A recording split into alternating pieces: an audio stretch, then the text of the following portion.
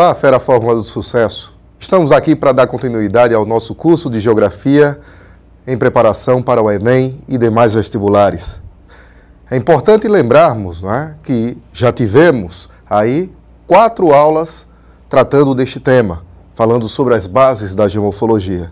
E neste nosso encontro vamos falar especialmente sobre fenômenos que estão ligados diretamente ao trabalho geomorfológico, à formação do relevo terrestre. Vamos conversar um pouquinho sobre quais são os agentes que, desenvolvem o relevo terrestre de modo a preparar as estruturas para os agentes externos. Bom, então os agentes internos é que nós estamos destacando. Lembrando que no último encontro falamos um pouco sobre tectonismo. Neste encontro vamos prosseguir falando, destacando mais alguns aspectos do tectonismo relevantes no que diz respeito ao programa, no que diz respeito ao conteúdo necessário para que você tenha uma boa preparação para o Exame Nacional do Ensino Médio. Eu chamo você agora para observarmos uma ilustração. Nós temos aqui, agora, uma ilustração trazendo aí um aspecto de relevo, um bloco, diagrama representando um relevo na forma de dobras. Quando temos uma dobra, significa que o tectonismo que ocorreu nessa superfície representada, ele foi do tipo orogenético ou orogênese. Orogênese representa a formação de dobramentos ou a formação de relevos em função de pressões horizontais. Observem que as setas na lateral do bloco indicam justamente uma pressão no sentido de convergência, o que resulta, portanto, na formação desse aspecto de dobra na superfície da Terra, onde essas formas estão aí em evidência. Nós temos grandes extensões de áreas, formadas, em geral, por grandes cadeias montanhosas. Mais uma ilustração ainda para dobras, para formações orogenéticas. Observe agora que a dobra apresenta algumas indicações de formas. Temos aí o anticlinal, o flanco e o sinclinal. O anticlinal é toda e qualquer feição de dobra que apresenta uma convexidade, como se observa. O sinclinal é, dentro do conjunto de um relevo dobrado, a parte côncava. O flanco é a encosta ou vertente que desce do alto de um anticlinal até o fundo de um sinclinal. Temos aqui também a indicação do eixo da dobra, que nada mais é do que a faixa ou área onde nós verificamos aí justamente a curvatura, o máximo dessa curvatura produzida pelo esforço compressivo.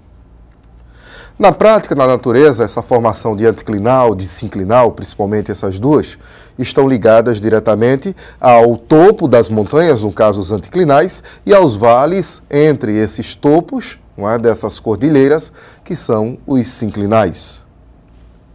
Mais uma ilustração para você.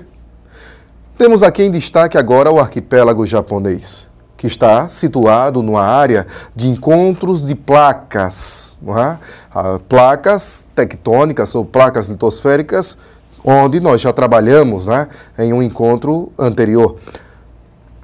As placas tectônicas elas são importantes na compreensão de determinadas formações estruturais de relevo. É importante destacar que a formação de dobramentos, ela ocorre em áreas continentais na forma de grandes cadeias montanhosas, como os Andes, como a Cordilheira do Himalaia, como as Montanhas Rochosas, como os Alpes. Mas no fundo oceânico também é possível a formação de dobramentos. Estes, obviamente, estarão em áreas de contato entre placas no relevo submarino.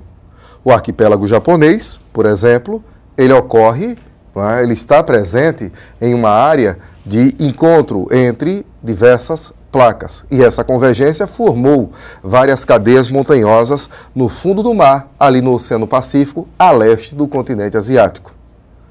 E isto faz, inclusive, do Japão, como nós vamos ver adiante, um arquipélago altamente sujeito a tremores de terra, fortemente influenciado por tremores, por abalos sísmicos.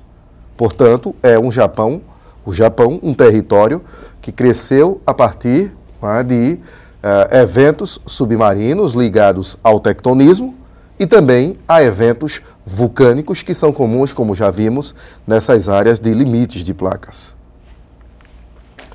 Mais uma ilustração para você. Temos aqui uma situação diferente no que diz respeito à orogênese. Neste caso, sem uma formação específica de relevo. Mesmo assim, nós temos a formação, ou a ocorrência de um movimento orogenético. Temos aí o deslocamento contrário ou transcorrente de duas placas. Neste caso, o movimento horizontal da crosta não vai produzir, como no caso anterior, nenhum tipo de relevo específico.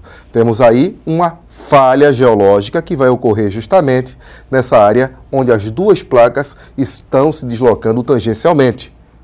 E temos alguns casos na Terra em que falhas geológicas, inclusive, impõem a áreas continentais, formações grandiosas que se estendem por vários quilômetros. Vamos ver alguns exemplos disso. Temos aqui um destaque nestas duas imagens para a falha de San Andreas, no extremo oeste norte-americano, na região da Califórnia. É uma falha transcorrente entre a placa norte-americana e a placa do Pacífico. Na falha de San Andreas, nós temos uma situação que pode gerar, num tempo não especificado, mas com grandes possibilidades de gerar um grande cataclisma, um grande evento geológico, nós podemos ter a separação da Califórnia do restante da América do Norte. E não se estendendo apenas por território norte-americano, mas até parte do território mexicano. A península do Yucatán, situada nesta região aqui do México, ela pode ser separada juntamente com a Califórnia do restante da América do Norte. Portanto, as falhas transcorrentes, elas têm um grande poder. Aqui nós visualizamos imagens aéreas da falha de San Andreas. Observem, portanto, que há uma expressão visual dessa grande rachadura na crosta da Terra. É isso que nós temos aí. Portanto, é visível, é notável a possibilidade, portanto, de haver uma partição ou haver uma divisão, uma separação dessa parte dos Estados Unidos e do México do resto do continente norte-americano. Situação análoga nós temos aí no continente africano. Temos o chamado Grand Rift Valley, ou Rift Valley africano. Essa região, ela acompanha, na realidade, um falhamento que começa lá desde o Mar Vermelho e se estende aqui por quase todo o leste africano. Assim como no caso do surgimento da ilha de Madagascar, situada nessa parte do Oceano Índico, pode ocorrer também com essa região da África, conhecida como chifre africano, uma separação do restante do continente a partir desse grande falhamento. Prosseguindo, nós temos aqui a formação de outros tipos de falhamentos. É importante salientar que a orogênese ela pode produzir dobras e pode produzir falhas. Eu chamo você aqui na tela comigo novamente. As dobras, elas se formam quando os blocos rochosos eles têm um elevado grau de plasticidade. A plasticidade é a propriedade que uma rocha tem de, ao ser submetida a um grande esforço, principalmente no sentido de compressão ou de convergência, ela enrugar, ela deformar. A ausência ou a baixa plasticidade, elas fazem com que uma rocha submetida a esse tipo de esforço não dobre. Ela fratura, ela quebra, ela se rompe. E é nisso que surgem, de maneira geral, as falhas. Volte comigo agora na tela. Temos aqui, portanto, situações de fraturamentos e falhamentos. A fratura é aquilo que precede ou antecede a falha. A falha já significa a visualização ou a ocorrência do deslocamento de blocos da crosta, do deslocamento de blocos rochosos, no sentido vertical ou no sentido horizontal. ou ainda no caso da transcorrência, como vimos anteriormente. No primeiro quadro, aqui, do lado esquerdo superior, nós temos aí uma falha formada por esforço distensivo. Então vejam, não apenas na compressão, mas também na distensão de blocos, como as setas aqui indicam, nós podemos ter falhamentos. O afastamento ou deslocamento horizontal dessas placas ou desses blocos, nas extremidades, produziram a subsidência ou descendência dos blocos situados entre eles. Portanto, temos aí um conjunto de falhamentos. Nas ilustrações abaixo, nós temos aí alguns aspectos da geometria das falhas. É o caso, por exemplo, do plano de falha, que é justamente a linha imaginária que projeta a área onde a ruptura do bloco rochoso se deu.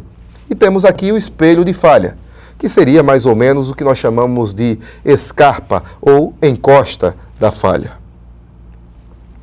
Do lado direito, nós temos aqui uma situação de falhamento indicada e aqui uma situação de fraturamento ou de ruptura. Esse fraturamento, no futuro, produziria justamente o deslocamento vertical dos blocos, o que caracterizaria justamente a falha. Este fenômeno não é um fenômeno incomum. Inclusive, no território brasileiro, nós temos vários casos de falhas. Observe agora tipos de falhas. De maneira geral, elas se dividem em 3 tipos. A falha normal, que a gente observa aí na letra A, que é aquela falha produzida principalmente pela subsidência ou descida de um bloco, com a geometria da escarpa tendo este perfil. Temos também a falha inversa. A falha inversa ela tem um perfil de projeção de escarpa diferente do primeiro caso, da falha normal. Essa falha inversa também pode ser chamada de falha de empurrão. A falha normal pode ser também chamada de falha de gravidade. E temos ainda a falha transcorrente, como no caso da falha de San Andreas, da falha também do Grande Rift, lá no continente africano, que é um tipo de falha, como já colocamos, não tem a tendência a formar relevos. Já no caso das falhas do tipo normal e do tipo inversa, nós temos, sim, situações de escarpa, e essas escarpas, obviamente, estão representando modificações, alterações do relevo. Prosseguindo, nós temos aqui algumas outras ilustrações de falha normal ou de gravidade e de falha inversa ou de empurrão.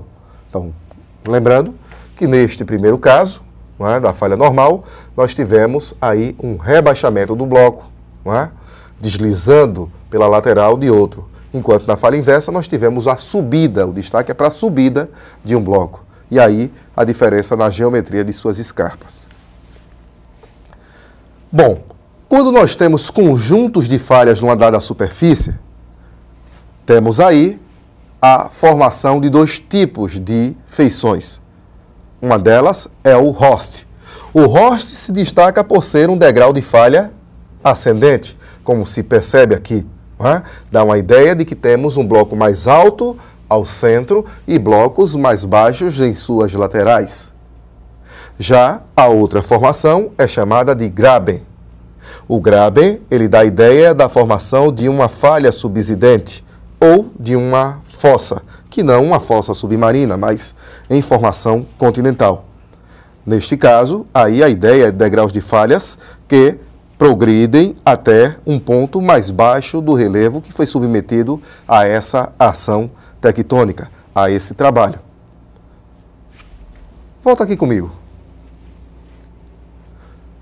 Os Horsts e os Grabens estão para essas áreas de falhas, assim como os anticlinais e sinclinais, lembra? Estão para as dobras.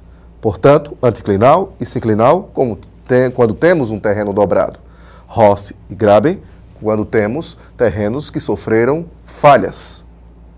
Portanto, este é o nosso recado para este encontro e eu aguardo você aqui no Fórmula do Sucesso, no nosso próximo encontro. Um grande abraço e bons estudos.